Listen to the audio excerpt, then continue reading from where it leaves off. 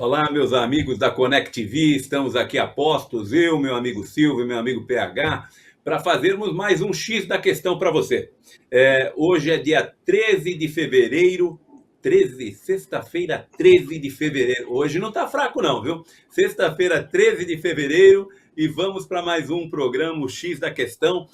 Aliás, no final do programa passado, eu estava falando dos polvos e não sei o quê, dos calcanhares, né?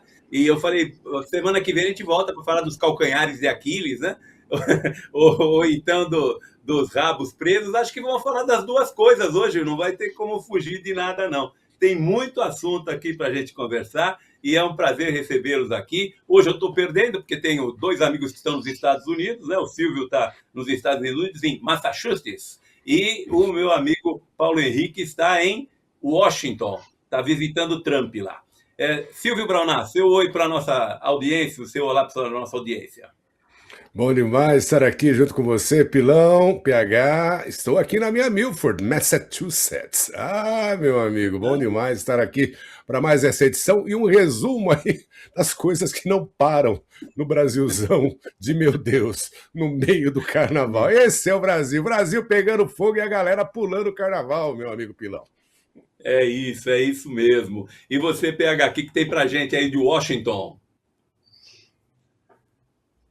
Olha, meu caro, tô a primeira transmissão agora em oficial, né? Vizinho do Donald Trump agora, virei vizinho do Trump, correspondendo para a Connect TV com muita alegria. E nessa sexta-feira 13, que deve estar sendo de terror lá na esplanada dos ministérios, ali do ladinho direito de quem vai chegando, ali deve estar complicada. Não deve estar fácil não, viu? Eu tenho a impressão que sexta-feira 13 é um bom dia para a gente falar de uma ressaca forte de ontem, né? No final também próximo do final do programa passado, eu falei que nós estávamos esquecendo de um tema que ia ser muito recorrente até as eleições. Não sei se nossa audiência se lembra disso, se vocês se lembram disso, mas eu falei assim, nós não estamos falando de corrupção, viu? Mas isso aí vai ser pauta para as eleições. Pode anotar que vai ser pauta para as eleições. E ontem nós tivemos um pequeno início do processo, né? Nós tivemos aí no caso do Banco Master, vamos falar um pouquinho sobre isso. Nós tivemos o Banco Master derrubando um ministro, não é muito pouca coisa não, né? Se a gente lembrar que nós temos aí qualquer coisa entre 210 e 215 milhões no Brasil de pessoas, e nós temos aí apenas 11 que são togados e que realmente estão acima do bem e do mal, pelo menos é o que eles achavam, né? Mas ontem nós tivemos a mudança de quem vai tocar o processo, quem vai relatar o processo do Banco Master. Nós tivemos uma reunião lá no Supremo, e nessa reunião do Supremo, o presidente que convocou, né, como é o nome dele mesmo? Fachin, quem convocou, para poder falar um pouco do Toffoli, porque saiu que o Toffoli recebeu 20 milhões de reais do Vorcaro, que é o presidente do Banco Master. E aí o nosso amigo falou que realmente tem sociedade com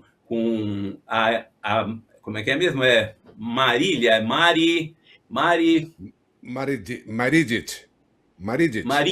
Isso. Marília Dias Toffoli. Marília Dias Toffoli. Maridit, exatamente. E que ele sim recebeu, não sei o quê, que foi pela venda da propriedade da família, né? E aí parece que André Mendonça vai dar continuidade na brincadeira. Vamos começar por você, Silvio. O que é que você pode dizer para a gente aí? O que é que você tem de informações aí para a nossa audiência? Eu me lembrei do Antônio Conselheiro na República. A República um dia, né? O Antônio Conselheiro, naquela célebre cena do José Wilker, né? É uma coisa, mano. Um dia a República estará abaixo, né? É o que está acontecendo agora, essa República com esse tipo de acontecimento, esse sócio oculto, né? Que sempre foi o sócio, né? Lá daquele spa, daquele local maravilhoso, veio à tona de que ele, na realidade, não era um participante, não era nada pela lateral, não era um investidor. Ele é o verdadeiro dono, né? Qual a surpresa nisso tudo? A coisa já vem rolando há muitos anos e eu acredito que agora passando-se a relatoria para o André Mendonça, e aí a gente vai ter aí a oportunidade também de saber de que lado você está, né, André Mendonça? Vamos saber exatamente sobre isso, mas a gente já tem esse efeito no sentido de que a possibilidade é legítima da queda, ou pelo menos do impeachment, pela primeira vez do ministro de um ministro da Suprema Corte do Brasil, da Suprema Corte Federal. E o que eu diria é que o sistemão, né, que tem o envolvimento de várias partes ou layers, né, como se diria em inglês, da sociedade poderosa do Brasil, e aí eu estou falando de todas elas, né, eu diria que é aquele sentido de que o sistema está aí pretendendo cortar a mão para não perder o braço, viu, Pilão? Você acha, então, que eles pegaram o Toffoli de boi de piranha e aí vão sacrificar o Toffoli? Existe uma corrente, o Paulo Henrique, que diz que, na verdade, a ideia no desenvolver das coisas aí, né, que o próprio Toffoli acabe saindo do Supremo, né, não consiga se manter mais no Supremo e automaticamente ele abriria mais uma vaga. Hoje nós temos uma vaga para o Supremo, temos 10 magníficos, né? Magnânimos, agora teríamos 9 magnânimos, e isso faria com que o espaço fosse aberto para o Messias assumir a 10ª vaga, e automaticamente a vaga aberta iria para o ex-presidente do Senado, né? E aí sim o Alcolumbre acabaria liberando a votação para o Messias, porque ele é muito amigo do Pacheco, que é o ex-presidente do Senado, e aí nós teríamos mais 2 aí indicados pelo Lula, Messias e Pacheco. Você acha que isso é muito teoria da conspiração, ou PH? Olha, meu cara, a gente pode colocar isso como uma possibilidade. Acho que no campo da possibilidade é factível, né? Temos essa possibilidade. O Rodrigo Pacheco faz tempo que ele vem pleiteando esse cargo, só que quando eu olho de um ponto de vista prático, não sei se seria o melhor movimento, porque já subiria um ministro para o STF com vários interesses escusos, né? Há ali vários processos que correm dentro do Supremo Tribunal Federal, envolvendo aquele caso de Mariana, ali já tem 10 anos esse caso, né, da barragem ali de Mariana, onde processos na casa de bilhões de reais estão sendo defendidos pelo agora possível ministro Rodrigo Pacheco.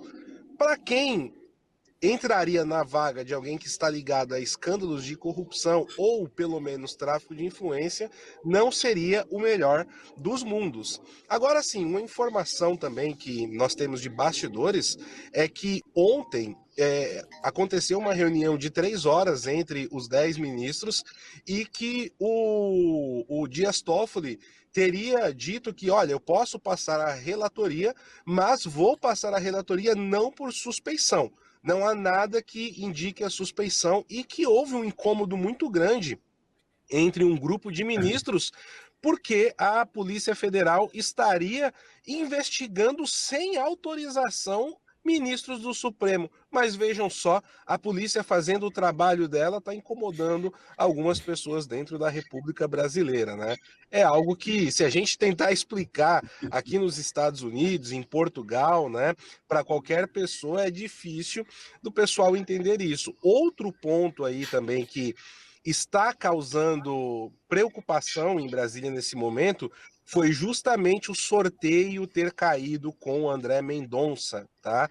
André Mendonça, ele é visto como um juiz bastante rígido, inclusive ele está, né, tocando o caso envolvendo o escândalo do INSS, onde tem o caso do careca do INSS e o seu filho. O careca está preso desde setembro e o filho desde dezembro. E ali já de conhecimento geral dentro dos corredores do STF, que a intenção do André Mendonça é conseguir uma delação premiada. e essa delação premiada poderia ter um alvo direto: o filho do presidente da República, Luiz Inácio Lula da Silva, conhecido como Lulinha. Bom, e para apimentar um pouco mais, temos a seguinte situação. Esse expediente pode ser utilizado por André Mendonça, que mandaria o Vorcaro para a cadeia. Tá? Ele voltaria para a prisão, sairia da prisão domiciliar que convenientemente foi posto pelo Dias Toffoli.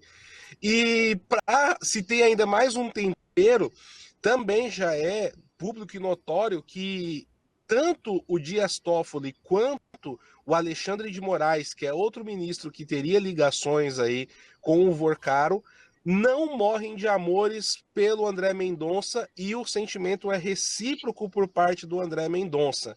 Então, o sorteio não favoreceu o pessoal, e eu acredito que o Gilmar Mendes deve estar pendurado no telefone com o André Mendonça desde ontem à noite, tentando abrir caminhos e amenizar a situação, meus amigos. É uma leitura muito boa, PH, porque realmente vamos ver como é que ele se comporta, né, o André Mendonça. Mas a princípio ele pegou as duas bombas que nós temos hoje, as duas principais bombas que nós temos no Brasil hoje, né?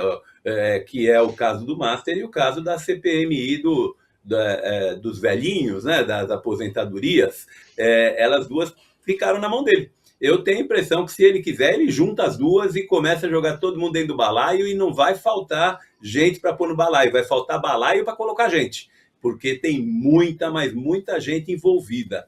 Viu, Silvio? Eu estava ouvindo, eu não lembro quem é o senador, eu estava ouvindo um senador que estava dando uma entrevista, ele estava dizendo o seguinte, que tudo começou lá na Bahia, com o Rui Costa, quando ele era governador da Bahia, que começou o Banco Master. Lá na Bahia ele recebeu os caras do Banco Master, ele e o Jacques Wagner, lá, que era o Marinho, senador Marinho. Ele e o Jacques Wagner, que era secretário na oportunidade, recebeu o Augusto Lima, que era sócio do Banco Master, né? E fizeram a venda de uma estatal baiana. Venderam uma estatal baiana, em leilão, evidentemente, né? Venderam por 15 milhões. Aí, nos próximos dias, os dias depois, os 15 milhões foram vendidos por 15 milhões, ele vendeu, passou para frente essa estatal, 50% dela, 50% do controle, mandou para frente por 30 milhões.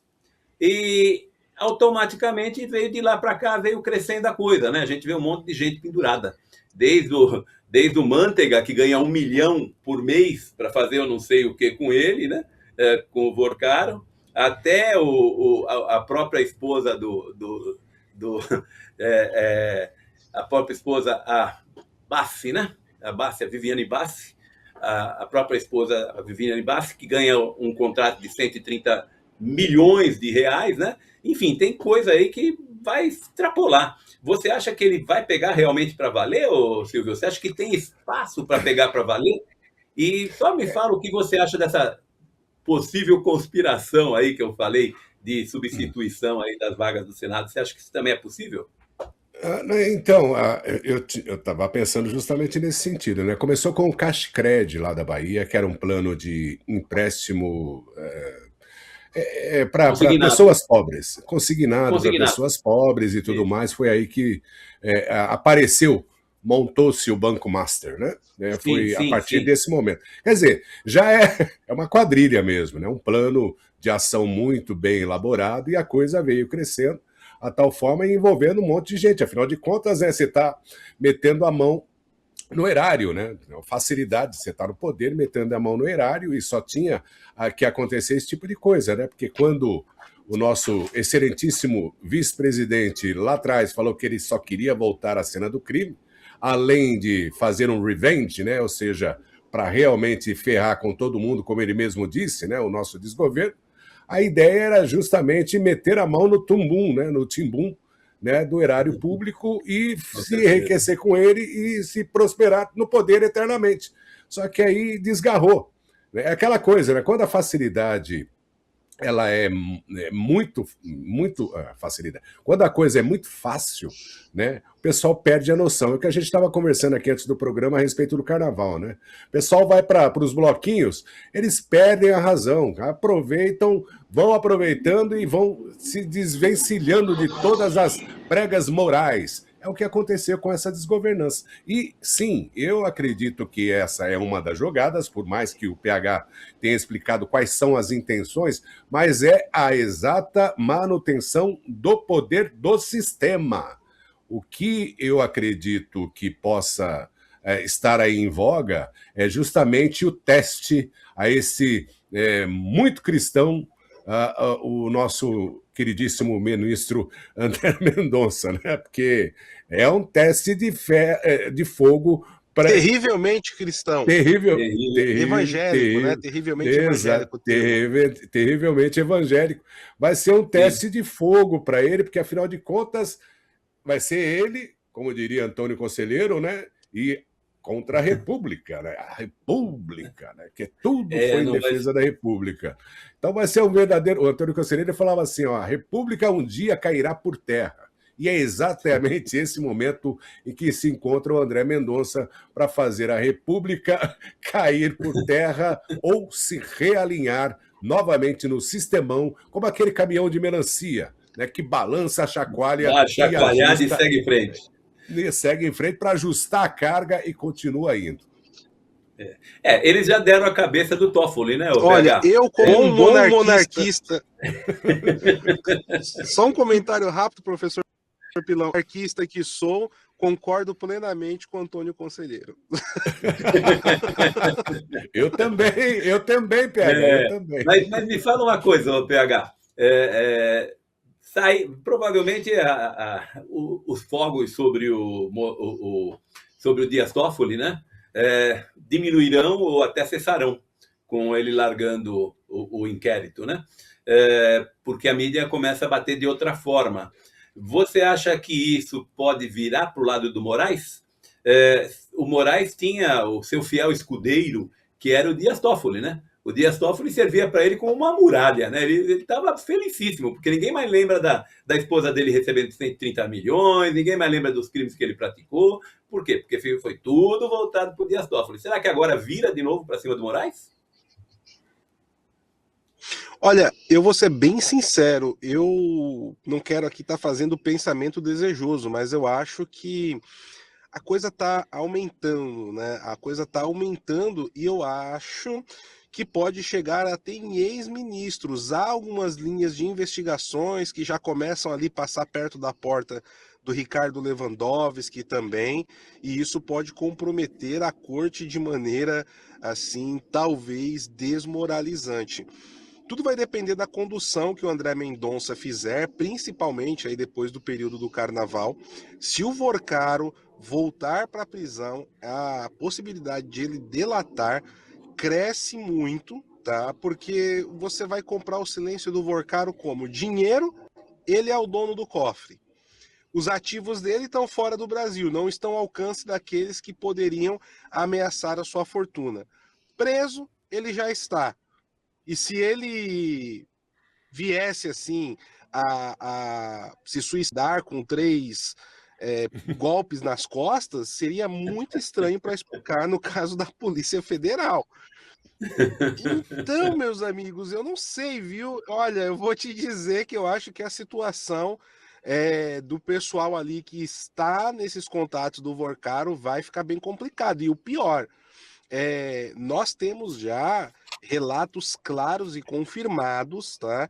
Que foram empresas e talvez a própria inteligência israelense que ajudou a quebrar a criptografia dos celulares do Vorcaro, né? Provavelmente quando o primeiro foi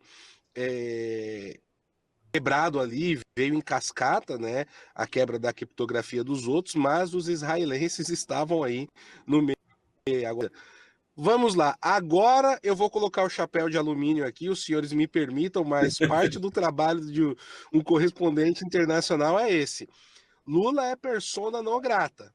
Ele comprou briga com o Estado de Israel de uma forma assim muito grande. Esses casos também vão bater na CPMI do INSS, onde nós temos parentes do presidente ligados. Agora, nós temos aí uma pessoa que é um aliado, que é a própria família Moraes, e o ex-advogado dele, que ele colocou como ministro. Não sei, não quero aqui ficar jogando coisas ao vento, mas são perguntas que podem ser feitas e que, quem sabe, de uma forma ou outra, também pode aparecer nessa investigação. Então, não sei se o Toffoli vai ficar tão sumido quanto ele gostaria, não. Talvez o Barroso não seja só o primeiro a deixar o cargo. E aí, meus amigos, eu quero chamar atenção para uma coisa aqui. Qual a situação dessa república que está caindo por terra, onde ministros precisam se afastar porque não estão aguentando a pressão dos crimes que estão aparecendo dentro do Brasil e a pressão de outros governos, como é o caso aqui do presidente Donald Trump nos Estados Unidos. É uma corte que vai perdendo o seu esteio moral. Isso é muito ruim para a instituição e para o próprio Brasil enquanto governo. Com certeza, né? O problema a questão moral é uma questão que desgasta, principalmente nesse nível e de quem a gente está falando, né? Como eu disse, são 11 iluminados aí no meio de 200 e tantos milhões de pessoas, né? Isso deveria ser muito pensado, muito bem pensado. Eu tenho a impressão que isso também deve acabar desembocando nas eleições, né? O nosso próximo tema aqui, a respeito das pesquisas de eleições, nós temos a PEC Futura, que no dia 10 do 2 coloca o Flávio Bolsonaro à frente do Lula, 48,2 a 42,4, né, no segundo turno, e a Quest que coloca o Lula na frente do Flávio Bolsonaro, 43 contra 38. Eu acho que pesquisa, a gente sempre fala disso, né? Pesquisa é o momento, é a nuvem que está passando no céu, a gente dá uma olhada para a nuvem, qual é que é a forma dela, né? E nesse momento você tem duas pesquisas importantes, tanto a PEC Futura quanto a Quest, que dão situações diferentes. Alguma coisa mais ou menos parecida de diferença a favor de um e mais ou menos parecida de diferença a favor do outro. Quest dando a favor do Lula 5%, e a PEC dando a favor do Flávio Bolsonaro 4% em segundo turno. Você acha que isso vai, esses casos que nós acabamos de comentar no tema anterior, vão acabar chegando até as eleições, ô Silvio? Vai fazer diferença nas eleições isso? Não tem a menor dúvida, né? A coisa tem o caminho de esquentar ainda mais. Ainda mais que o Flávio Bolsonaro fez essa viagem agora para Israel, esteve na França também, fazendo alinhamentos interessantíssimos e colhendo respeito do lado de fora do Brasil, aonde ele está fazendo, no meu ponto de vista, em entender, ele está fazendo um levantamento ou uma edificação de relacionamento muito interessante e muito importante e que os Estados Unidos vê também com muitos bons olhos, tá? Já que você não consegue tirar esse efeito de pesquisa. Aliás, eu sou muito contra pesquisa, eu sou muito contra mesmo esse negócio de pesquisa que alinha o pensamento da população antes das eleições. Eu acho que deveria se acabar com esse tipo de coisa. Mas no Brasil deveria se acabar com um monte de coisa, né? A primeira coisa é o fundão eleitoral também, né? Que é outra coisa, né? Você paga para o cara te roubar, né? Você paga para o cara se eleger e te roubar. É uma sacanagem. Então, dentro desse sentido, eu acho que sim, que essas coisas, obviamente, vão sendo uma somatória para poder desestabilizar e enfraquecer esse poder, ou despoder, ou essa coisa que está aí no comando do Brasil até as eleições de outubro, né? Eu acho que acredito em outubro, né? As eleições. Então, eu acredito sim. E outra, essas pesquisas, elas podem não ser tão confiáveis no seu geral, mas segundo a gente tem da última eleição para presidente do Bolsonaro, o desgovernante estava na frente com vários números, e a gente viu o que aconteceu. Então, eu acredito que tudo isso vai ser uma somatória para fazer com que a eleição seja como foi aqui dos Estados Unidos do Donald Trump. Vai ser muito grande, né? Apesar das maquininhas, apesar do sistema, apesar da grande mídia, para ser roubado. Então vai ser aí por justa causa mesmo, por crescimento notório, por essa apresentação que o Flávio Bolsonaro não está nem em campanha, ele não está em campanha ainda. Não tem-se, né, toda a coisa em termos de campanha. Ele está em campanha, mas underground, né, de relacionamento e tudo mais. Mas a partir do momento... exato. Mas a partir do momento que a coisa se defina para redes de TV, para espaço público, né, e tudo mais, a tendência é de que ele cresça ainda mais, e eu acredito que, dependendo de como o andar dessa carruagem aí dos nossos ilustríssimos vá, você entendeu? Eu acredito que dê até para primeiro turno. Acredito de verdade, acredito sim, porque vai ser, se for muito grande para ser sacaneado, eu ia falar uma outra palavra aqui, mas, né, se for muito grande, né, a proposta, o jeito, inclusive eu estava vendo uma entrevista dele na Jovem Pan, no Pânico, é aquela coisa de apresentação de estadista que há muito tempo não se via no Brasil. Ele é um Bolsonaro, mas mais alinhado, mais perfumado, mais educado, mais gentil com aqueles que não votaram no Bolsonaro, porque eu não gosto do jeitão dele, esse jeitão de tiozão da padaria. Você entendeu? Então, é isso que eu penso a respeito desse desenvolvimento. Acredito sim que a coisa degringolando do jeito que está, né, só vai dar mais atos positivos para que a gente tenha aí uma eleição muito bacana, diretamente para o conservadorismo, o centro e mais para a direita, viu, Pilão? Bacana, mas eu queria saber se você diz que o Flávio, então, é o Bolsonaro que toma banho, é isso? Toma banho e faz a barba. Mais cheirosinho, faz a barba. Ele só precisa, para atingir o outro público, comer um pastelzinho com cana. Você entendeu? É verdade. Umas paradas no posto. Mas eu acho que ele não tem perfil para isso, não. Ele é muito... Não dá para ele, não dá parar na banca de garapa, eu acho que não fica legal, não combina. Ô, PH, a gente sabe que pesquisas são pesquisas, evidentemente, não significam... Quer dizer, significa o retrato do momento, né? Mas olhando para ela assim ao longo do tempo, a gente também consegue ter algumas tendências, né? Se a gente pegar em agosto, quando começou a se falar mais precisamente quem seria o adversário do Lula, não sei o quê, a diferença do Flávio para o Lula era de 16 pontos percentuais. Em dezembro, caiu para 5 pontos percentuais. E hoje está em dezembro caiu para 10 pontos percentuais e hoje está em 5 pontos percentuais, 43 a 38. Né? Dependendo, claro, da pesquisa que você olha, mas se você pegar os gráficos, eles mostram uma tendência de crescimento dele e de redução do Lula. Isso vai continuar acontecendo? Só mais uma outra pesquisa que a própria Quest fez, que perguntou o que o brasileiro estava achando da economia, e mais de 60% diz que nos últimos 12 meses a economia piorou. É difícil de entender isso, né? Porque você tem pleno emprego, aumento de salário, não sei o quê, e a economia piorou. É uma coisa incrível. E aí, PH? Olha, pontos excelentes com o que eu vou trazer aqui, viu, professor Pilão? Vamos lá, vamos começar pela questão dos números, né? Me chama a atenção, justamente, dizem que pesquisa quem paga ganha, né? A pesquisa tem esse ponto também, mas as pesquisas vão mostrando uma variação na margem de erro. Então, a gente pode considerar, o Lula está na frente em uma, o Flávio está na outra, na outra pesquisa, mas na margem de erro eles estão empatados, ambas pesquisas estão flutuando na margem de erro.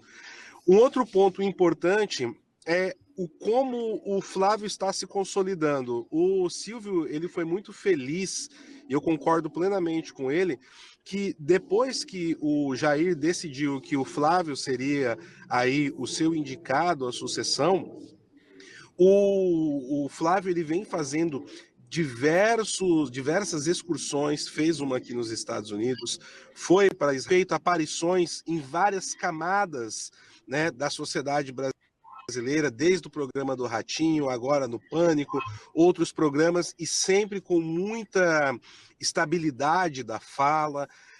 uma fala que agrega, foi sentar com o pessoal da Faria Lima, ele sentou com o pessoal do Centrão, está fazendo um trabalho para compor ali, para reorganizar, né, todas as alas da direita que estão brigando muito nos últimos tempos também. Então, ele vem fazendo um trabalho muito interessante nesse sentido aglutinador, né? Agora, eu queria trazer um outro ponto para os senhores, que é o que está acontecendo na mídia internacional. O The Washington Post fez uma matéria. Opa, minha câmera aqui hoje está rebelde, desculpa, pessoal. O The Washington Post fez uma matéria. Acho que é sexta-feira 13, né?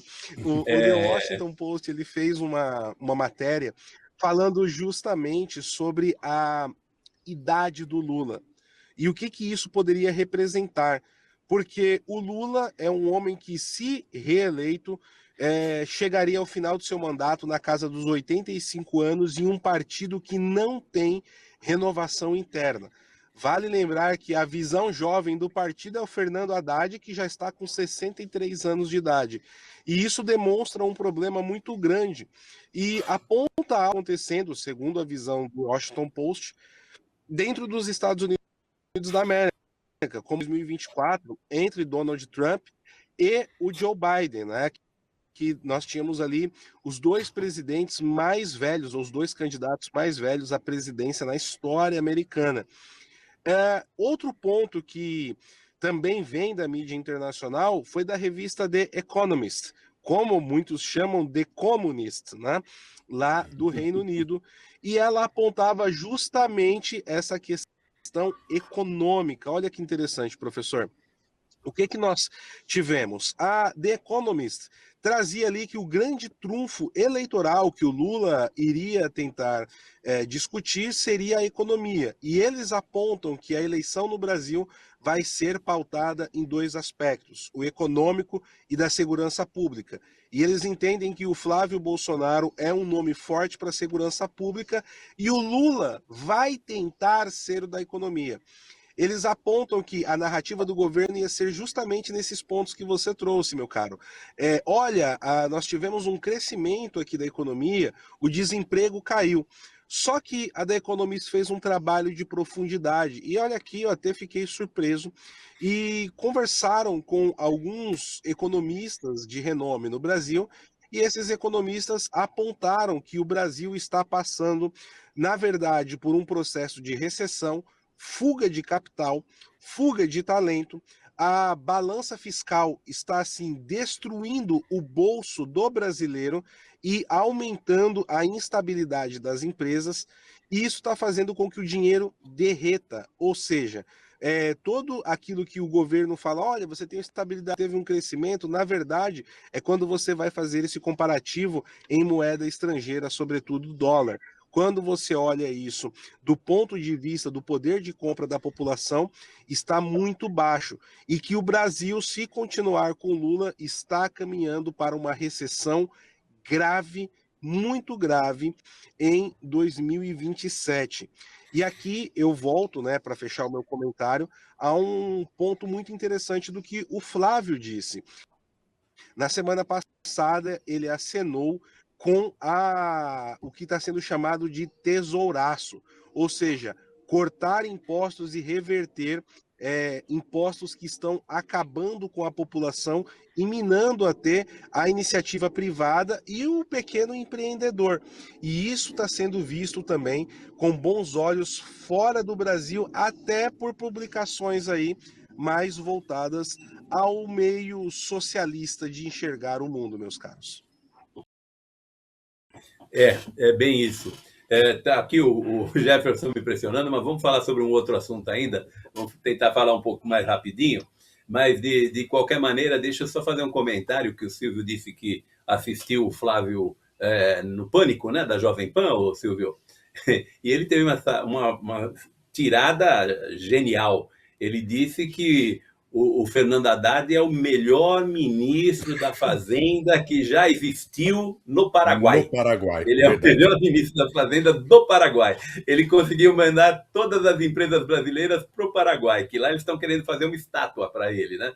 Porque a quantidade já em quantidade de impostos e etc., está enxotando as nossas empresas para lá.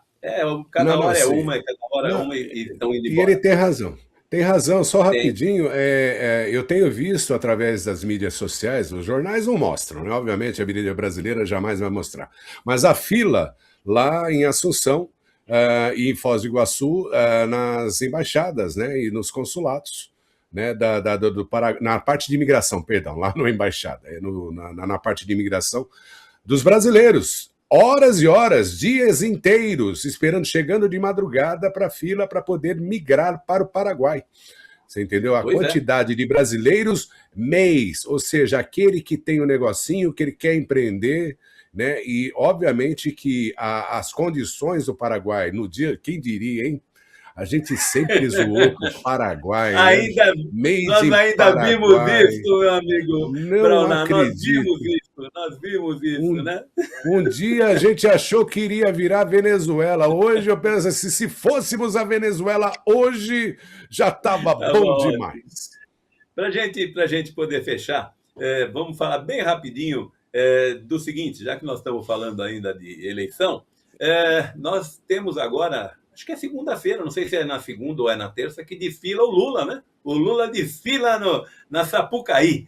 E aí? Esse desfile, isso é propaganda antecipada? Isso é crime eleitoral? Como é que é isso? PH, vamos começar por você? Se a gente parar para pensar na história das escolas de samba, que foram um instrumento artificial de Getúlio Vargas para imprimir uma cultura nacional que ele precisava criar, está cumprindo bem o seu papel, né? Vou ser bem assertivo e direto. Qualquer coisa além disso é pornografia política. Brauna, você. Na mesma linha, meu amigo. Obviamente que é propaganda política, está dentro do quesito. Obviamente, aliás, eu ouvi até o comentário de uma grande emissora aí, que eu não vou falar o nome, porque eu não vou ficar repetindo esse pessoal. Você entendeu? Dando moral para esse pessoal. Nem na Coreia do Norte. Nem na Coreia do Norte. Você entendeu? Porque lá é obrigatório esse negócio, para o grande mestre, para o grande, né, líder. Né? Então, obviamente que isso aí não é democracia e é, obviamente, uma propaganda política gigantesca. O grande lance é que aí está, porventura, acontecendo a possibilidade da Suprema Corte, na pessoa de outro ministro, né, tomara que seja do André Mendonça ou do Cássio Nunes, sei lá, eles vão estar no TSE, né? São os dois, né? Isso, que vão estar no TSE. Sim. Que eles aceitem aí o pedido de anulação da candidatura por, obviamente, campanha antecipada, que é contra... Não sei se ainda tem a Constituição, mas é contra a Constituição ou contra a lei. Eu acho que vai ser um pouco difícil. Na verdade, já foi para o TSE, né? Já foi enviado para o TSE se pronunciar. E a Carmen Lúcia disse, olha, a gente não sabe ainda se vai ser propaganda ou não. Mas é a Carminha, é a Carminha. Então vamos aguardar, vamos assistir o desfile e depois a gente vê se foi propaganda ou não foi propaganda, né? Porque entraram com uma liminar. Desfile. No caso da Brasil Paralelo, eles bloquearam o documentário antes de qualquer pessoa assistir, né? Mas agora a gente tem que esperar ver o desfile. Na verdade, não estava nem pronto, PH. Estava em fase final de edição o documentário e ela disse que não podia. Não pode, porque propaganda não pode. E agora a gente vai ter que assistir o Lula na segunda ou na terça-feira aí, desfilando com a Janja sendo homenageada no carro alegórico. É o fim do mundo, né? Vou deixar para vocês assistirem, depois vocês me contam. Diz que a Canja vai estar, né, na vai pista. Estar lá, vai estar. Ela já está na pista faz tempo. Faz tempo. Deixa eu passar para vocês se despedirem da nossa audiência, mas só deixando registrado que é muito falta de boa, é muito feio, né? O cara é demais, né? Você não quer usar a palavra, né? Você não quer usar a palavra, né? Tá bom, é o que eles estão falando. Mas, enfim, Vou passar para que vocês possam se despedir da nossa audiência. Paulo Henrique. Olha, meus caros, primeiramente, uma alegria, como sempre, estar aqui. Hoje pedi desculpas ao público, estou de maneira improvisada, dia cheio de gravações aqui, né? Estava gravando, tive que entrar ao vivo do carro, mas para mim é uma alegria, uma honra dividir aqui o espaço com os senhores, representar também a Connect TV aqui em Washington. E semana que vem estamos de volta, com fé em Deus, se assim Ele permitir. Há de querer e há de permitir. E nós é que ficamos contentes com a sua presença, o PH. O carro até que ele está bonito, está bem conservado, bonitinho, então não tem problema não. Não é isso, Silvio? A gente aceita ele no carro mesmo, não é isso? Tem problema não. Aliás, PH, dê uma chegadinha na do Pão Circo aí, se você tiver tempo. Tem uns pubzinhos, uns restaurantezinhos aí bacaninhas, aí, né? Não vai não, tô só zoando. Esse lugar aí não é do Pão Circo. Passa bem longe, né, do Pão Circo. Agradecer aqui, professor Pilão, PH, que está lá em Washington. É grande Washington. É aí. Bom demais. Não esquece de dar uma caminhada aí no espelho d'água, tá? Do Capitólio. Vou ficando por aqui. Até a semana que vem com mais agruras desse Brasilzão nosso de meu Deus. E, mas eu não posso esquecer dele, né? Chico Rossi, vamos segurar na mão de Deus e vamos segurar na mão de Deus e vai. Você sabe que eu conversei quarta-feira com o Chico Rossi, né? E esqueci de comentar que nós falamos dele no último programa. A próxima vez que eu vir, eu vou falar que você canta a musiquinha dele. Manda um abração para ele. Mas meu amigo Brauná, meu amigo Paulo Henrique, o Jefferson, que está aí na retaguarda, a nossa audiência, muito obrigado por terem ficado conosco até agora.